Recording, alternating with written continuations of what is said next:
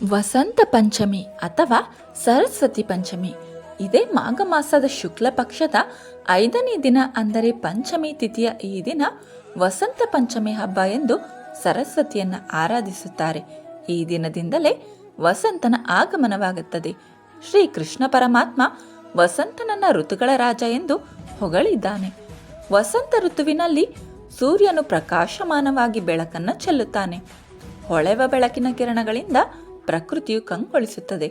ಇಂಥ ವಿಶೇಷಗಳಿಗಾಗಿ ವಸಂತ ಋತುವನ್ನು ಸಂಭ್ರಮದಿಂದ ಸ್ವಾಗತಿಸುತ್ತಾರೆ. ಇದು ಉತ್ತರ ಭಾರತದವರೆಗೆ ಬಹಳ ವಿಶೇಷವಾದ ದಿನ. ಶುಭ ಕಾರ್ಯಗಳಿಗೆ ಪ್ರಶಸ್ತವಾದ ದಿನ. ಮುಹೂರ್ತವನ್ನ ನೋಡುವುದೇ ಬೇಡ. ಇಡೀ ದಿನವೂ ಸರ್ವಾರ್ಥಕ ಸಿದ್ಧಿಯೋಗವಿದೆ. ದೇವಿ ಭಾಗವತದ ಪ್ರಕಾರ ಸರಸ್ವತಿ ದೇವಿ ಆದಿಶಕ್ತಿಯ 3 ರೂಪಗಳಲ್ಲಿ ಒಬ್ಬಳಾಗಿದ್ದಾಳೆ. ಜ್ಞಾನ, ಸಂಗೀತ, ಕಲೆಗಳ ಅಧಿದೇವತೆ ಸರಸ್ವತಿಯಾಗಿದ್ದಾಳೆ. ಬುದ್ಧಿ ಚುರುಕಾಗಲು, ಕಂಠಮಧುರವಾಗಲು, ವಿದ್ಯೆ, ಬುದ್ಧಿ, ನೆನಪಿನ ಶಕ್ತಿ ಸಿದ್ಧಿಸಲು ಸರಸ್ವತಿಯನ್ನ ಆರಾಧಿಸುತ್ತೇವೆ. ವಸಂತ ಋತುವಿನ ದಿನವೇ ಸರಸ್ವತಿ ದೇವಿ ಹುಟ್ಟಿದ ದಿನ ಎನ್ನುತ್ತಾರೆ. ಬ್ರಹ್ಮಾಂಡವನ್ನ ಸೃಷ್ಟಿಸಿದ.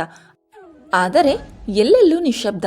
ಶಬ್ದವೇ ಇರದ ಬ್ರಹ್ಮಾಂಡದಿಂದ ಬ್ರಹ್ಮನಿಗೆ ಬಹಳ ಬೇಸರವಾಯಿತು. ಬ್ರಹ್ಮಾಂಡವೇ ಖಾಲಿ ಎನಿಸಿ ಬ್ರಹ್ಮ ತನ್ನ ಶಂಖದಲ್ಲಿದ್ದ ನೀರನ್ನು ತೆಗೆದು ಭೂಮಿಯ ಮೇಲೆ ಸಿಂಪಡಿಸಿದಾಗ ಭೂಮಿಗೆ ಬಿಟ್ಟ ನೀರಿನಿಂದ ಭೂಮಿ ಕಂಪಿಸಿತು. ಆಗ ಭೂಮಿಯೊಳಗಿನಿಂದ ದೇವಿ ಉದ್ಭವಿಸಿದಳು. ಆಕೆ ತನ್ನ 4 ಕೈಗಳಲ್ಲಿ ವೀಣೆ, ಪುಸ್ತಕ, ಜಪದ ಮಣಿ, ಕಮಂಡಲ ಹಿಡಿದುಕೊಂಡು ಉದ್ಭವಿಸಿದ ದೇವಿಯೇ ಸರಸ್ವತಿ. ಸರಸ್ವತಿ ವೀಣೆಯಿಂದ ನಾದ ನುಡಿಸುತ್ತಿದ್ದಂತೆ ಬ್ರಹ್ಮಾಂಡದಲ್ಲಿ ಶಬ್ದ ಉಗಮವಾಗಿ ಬ್ರಹ್ಮಾಂಡವೇ ಲವಲಕಿಯಿಂದ ತುಂಬುತ್ತದೆ. ಹೀಗೆ ದೇವಿ ಸರಸ್ವತಿ ಜನಿಸಿದ ದಿನ ಮಾಘ ಮಾಸದ ಶುಕ್ಲ ಪಕ್ಷದ ವಸಂತ ಮಾಸದ ಆರಂಭದ ದಿನವಾಗಿದ್ದು, ಅಂದು ಸರಸ್ವತಿ ಪೂಜೆಯನ್ನು ಆಚರಿಸುವ ಪದ್ಧತಿ ಹಿಂದಿನಿಂದಲೂ ನಡೆದು ಬಂದಿದೆ. ಸರಸ್ವತಿ ಪಂಚಮಿಯನ್ನ ಶ್ರೀ ಪಂಚಮಿ ಎಂದು ಕರೆಯುತ್ತಾರೆ. ಈ ದಿನ ಮಕ್ಕಳು ಸರಸ್ವತಿ ದೇವಿಯನ್ನ ಆರಾಧಿಸಿ ಸ್ತೋತ್ರ ಪಠಿಸಿದರೆ ಮಕ್ಕಳಿಗೆ ಜ್ಞಾನ ವೃದ್ಧಿಯಾಗುತ್ತದೆ. ಸಾಹಿತ್ಯ, ಸಂಗೀತ, ಕಲೆ, ನೃತ್ಯ, ಶಿಲ್ಪಕಲೆ, ಸಕಲ ವಿದ್ಯೆಗಳನ್ನು ಅನುಗ್ರಹಿಸುತ್ತಾಳೆ. ಶಾಲೆಗಳಲ್ಲಿ ವಾರ್ಷಿಕ ಪರೀಕ್ಷೆಗೆ ಮುನ್ಸೂಚಕವಾಗಿ ಸರಸ್ವತಿ ಪೂಜೆಯನ್ನು ಇದೇ ದಿನ ಆಚರಣೆ ಮಾಡುತ್ತಾರೆ. ಮಕ್ಕಳಿಗೆ ಸ್ತೋತ್ರ, ಹಾಡು, ಕಂಠಪಾಠದ ಪದ್ಯಗಳನ್ನು ಹೇಳಿಸುತ್ತಾರೆ. ರಾಮಾಯಣದಲ್ಲಿ ಈ ಸಂಗತಿಯನ್ನು ಉಲ್ಲೇಖಿಸಿದ್ದಾರೆ. ಶ್ರೀರಾಮನ ಬರುವಿಕೆಗಾಗಿ ಕಾಯುತ್ತಿದ್ದ ಶಬರಿಯನ್ನ ವಸಂತ ಪಂಚಮಿಯೆಂದೇ ಭೇಟಿಯಾಗಿ ಪ್ರೀತಿಯಿಂದ ಕೊಟ್ಟ ಹಣ್ಣುಗಳನ್ನು ತಿಂದು ಶಬರಿಯ ಅಪೇಕ್ಷೆಯಂತೆ ಮುಕ್ತಿ ಕರುಣಿಸಿದನು. ಸಗರ ಚಕ್ರವರ್ತಿಯ 60,000 ಮಕ್ಕಳು ಕಪಿಲ ಮುನಿಗಳ ಶಾಪದಿಂದ ಸದ್ಗತಿ ದೊರೆಯದೆ ಅಲೆಯುತ್ತಿದ್ದರು. ಅವರ ಮೋಕ್ಷಕ್ಕಾಗಿ ಕಠಿಣ ತಪಸ್ಸು ಮಾಡುತ್ತಿದ್ದ ಭಗೀರಥನ ಭಕ್ತಿಗೆ ಮೆಚ್ಚಿ ಒಪ್ಪಿ ತಾಯಿ ಗಂಗೆ ಧರೆಗಿಳಿದು ಬಂದು ಇಡೀ ಭೂಮಿಯನ್ನ ತಂಪಾಗಿಸಿ ಸಗರ ಚಕ್ರವರ್ತಿ ಮಕ್ಕಳಿಗೆ ಮೋಕ್ಷ ಕರುಣಿಸಿದ್ದು ಮಾಘ ಮಾಸದ ವಸಂತ ಪಂಚಮಿ ದಿನ. ಆದುದರಿಂದ ಇಂದು ಗಂಗೆಯಲ್ಲಿ ಸ್ನಾನ ಮಾಡಿದರೆ ಪುಣ್ಯ ಫಲ ಲಭಿಸುತ್ತದೆ.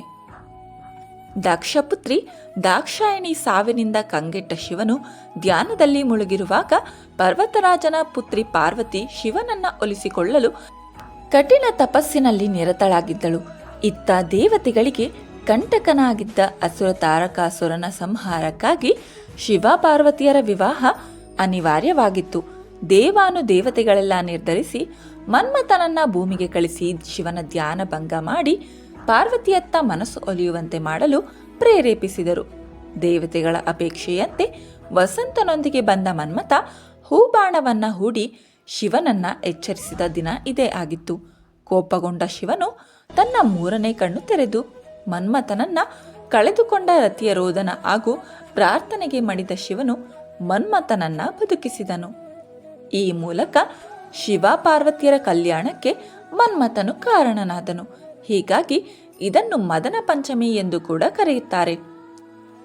ಇಂದು ಮನೆಗಳಲ್ಲಿ ರತಿ ಮನ್ಮಥರ ಫೋಟೋ ಇಟ್ಟು ಮದುವೆಯಾದ ಹೆಣ್ಣು ಮಕ್ಕಳು ಪೂಜೆ ಮಾಡಿ ಪ್ರಾರ್ಥಿಸಿದರೆ ದಾಂಪತ್ಯ ಜೀವನ ಸುಖಕರವಾಗಿರುತ್ತದೆ ಎಂದು, ಹಾಗೆಯೇ ವಿವಾಹ ಆಗುವ ಹೆಣ್ಣು ಮಕ್ಕಳು ಪೂಜಿಸಿದರೆ ಮನ್ಮಥನಂತ ಸುಂದರ ರೂಪ, ಶಿವನಂತ ಶಕ್ತಿಶಾಲಿಯಾದ ಪತಿ ದೊರೆಯುತ್ತಾನೆ ಎಂಬ ನಂಬಿಕೆ ಇದೆ.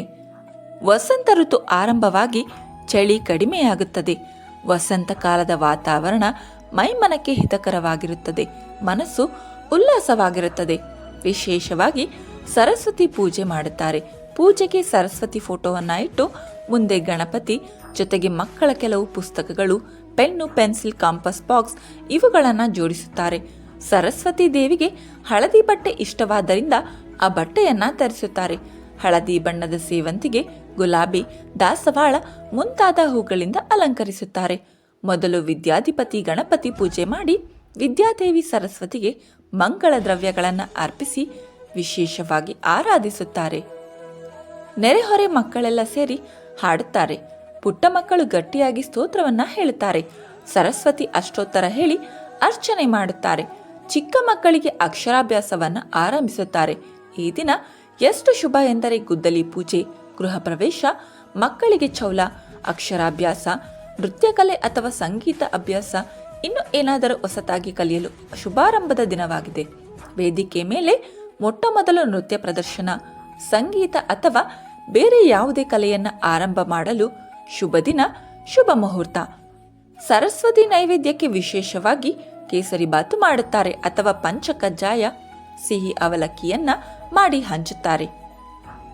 ಈ ದಿನ ವಸಂತಾಗಮನದ ಸಂತೋಷ ಜೊತೆಗೆ ಪೂಜೆಯ ಕಾರಣ ಒಗ್ಗಟ್ಟಾಗಿ ಸಂಭ್ರಮಿಸುತ್ತಾರೆ.